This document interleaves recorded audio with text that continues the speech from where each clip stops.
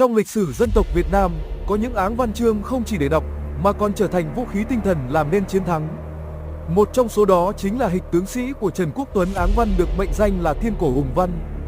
Năm 1284, quân Nguyên Mông chuẩn bị xâm lược nước ta lần thứ hai.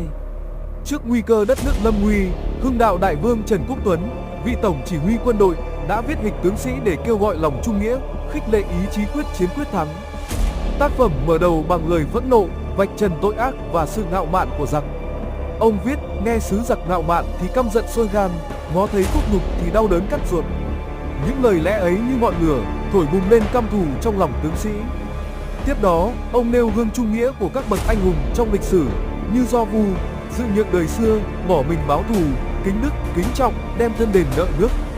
Việc dẫn chứng ấy vừa là nhắc nhở, vừa là lời thề trung hiếu, khơi gợi tinh thần hy sinh vì Tổ quốc. Thế nhưng, Trần Quốc Tuấn không ngần ngại phê phán thẳng thắn những tướng sĩ chỉ biết hưởng lạc mà quên nhiệm vụ. Ông mắng: nào thích rượu ngon, nào ham tiếng hát, nào mê săn bắn, nào trọng của cải.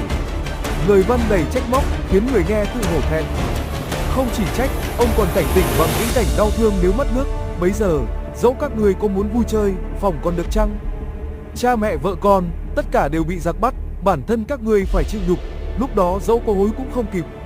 Hình ảnh ấy đau đớn, ám ảnh, đánh thức tinh thần trách nhiệm. Và cuối cùng, Hịch tướng sĩ khép lại bằng lời hiệu triệu đanh thép: vậy nên ta cùng các ngươi sẽ đồng tâm hiệp lực, rèn giũa binh khí, tập luyện quân sĩ, quyết sửa nhục báo thù để thỏa lòng mong mỏi. Đó là tiếng chống thúc giục, là ngọn lửa truyền niềm tin và ý chí cho toàn quân. Không chỉ mạnh mẽ ở nội dung, Hịch tướng sĩ còn là áng văn chính luận mẫu mực, với lập luận chặt chẽ, ngôn từ hùng hồn, cảm xúc dạt dào, nghệ thuật đối lập sâu sắc giữa hưởng lạc và chịu nhục, trung nghĩa và hèn nhát.